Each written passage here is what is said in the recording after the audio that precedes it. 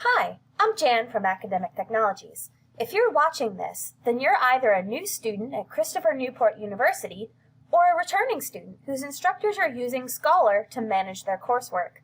In either case, congratulations! We in the Academic Tech team have created the short video playlist as a simple guide to navigating your courses online on Scholar, allowing you to perform some of the most common actions your instructors may require of you. This video is going to be on submitting assignments that your instructors have created in Scholar. So let's get started. So your instructor may have set up your course with one or more assignments in it, with the expectation that you submit your assignments directly into Scholar for grading, rather than handing it over in person or through email. You should be able to find the assignments in question in one of more content areas in your course. There will usually be one automatically labeled assignments, so that's a good place to start looking. To start the submission process, you'll want to click on the title of the assignment that you need to submit to. You'll come to a space where you see the points possible on this assignment, any instructions or files that the instructors provided, any due dates attached to the assignment, and below that, the submission space. In fact, you'll see two options: a button labeled Text Submission with the words Write Submission on it, which opens up a text box that you can write into, and a space labeled Attach Files, where you can add one or more files to the assignment. Now, I'm going to tell you something very important.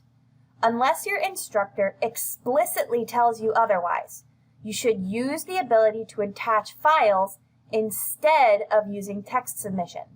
We're even going to collapse it so we don't use it. You should also limit what you submit to either Word files or PDF documents. Again, unless your instructor explicitly tells you otherwise.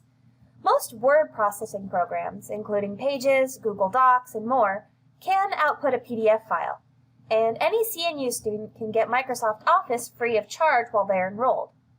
We'll even put the link to that download in the description below. If you need assistance saving your file as a PDF otherwise, feel free to contact the help desk. The reason we're telling you this, to use attach files instead of text submission, is for grading purposes. It's much easier for your instructor to properly give you feedback on an attached Word file or PDF than on a text submission. Also, the instructor will likely tell you what type of files they expect from you based on the needs of the assignment. But we're going to attach a simple file to demonstrate. I'm going to click Browse Local Files and pick a file from my computer. I have a book report here. Now keep in mind, you can attach multiple files here. I'm not limited to just one, so if I want to add a second one, in fact, I'm going to do so like so. And they'll just stack.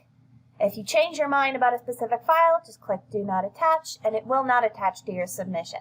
Once you're ready, you can also add any additional comments that you want to provide if you feel like you need to provide your instructor some context. So maybe I'll say, please read the two files in order.